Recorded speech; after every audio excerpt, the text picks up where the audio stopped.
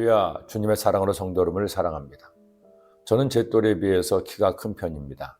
고등학교 때도 한 반에 60-70명 정도에서 첫째나 둘째 정도로 컸던 기억이 납니다. 제가 이렇게 키가 크게 된 결정적 이유를 제 나름대로는 약가와 촉구우유로 생각합니다. 중학교에 들어갈 때 시험을 통해 종로구에 있는 청운중학교를 다니게 되었습니다.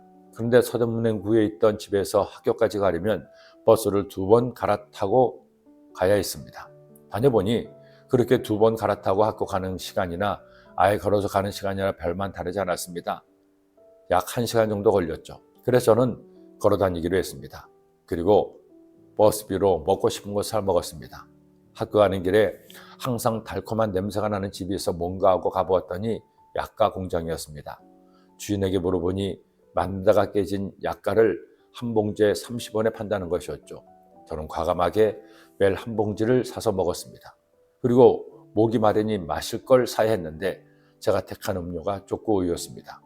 중학교 3년을 매일 약과 한 봉지와 족구우유를 먹고 하루에 2시간 걷다 보니 전혀 의도하지도 않았는데 키가 훌쩍 큰 것 같습니다.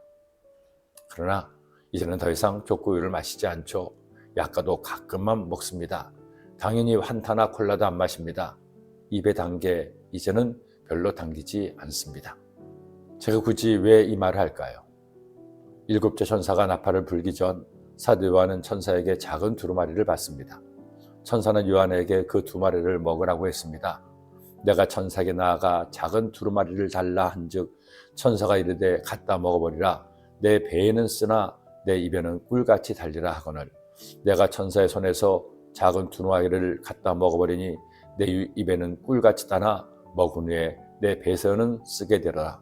그가 내게 말하기를 내가 많은 백성과 나라와 방언과 임금에게 다시 예언하여야 하리라 하더라.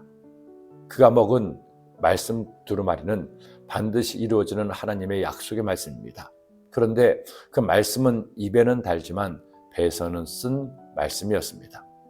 하지만 달든 쓰든 요한은 그 말씀을 전해야 했습니다. 말씀을 먼저 내가 먹고 깨닫고 실천하며 전해야 했습니다. 우리가 주님을 믿으면서 말씀을 받습니다. 어느 때는 그 말씀이 다윗의 고백처럼 에스겔의 고백처럼 달고 맛있기도 합니다. 하지만 어느 때는 그 말씀이 나에게 쓰고 아프기도 합니다. 하지만 우리는 말씀을 편식해서는 안 됩니다. 내 마음에 드는 말씀만 먹고 마음에 안 든다고 외면해서는 안 됩니다. 이제 7째 나팔이 불고 무서운 환란이 기다리고 있습니다. 주의 백성들에게는 달디단 복음이지만 믿지 않은 이들에게는 무서운 재앙의 말씀이죠. 그러나 이 말씀을 우리는 먹어야만 합니다. 그리고 감사하되 그날에 오기 전에 단 한 영혼이라도 그 재앙의 심판을 당하지 않도록 복음을 전해야 합니다. 이단들도 전하는데 하물며 하나님의 거룩한 백성이 우리가 전하지 않으면 하나님이 슬퍼하십니다. 우리 말씀을 먹읍시다. 그 복음을 전하는 오늘이 되시기를 기도합니다. 기도드립니다. 하나님 아버지 고맙습니다.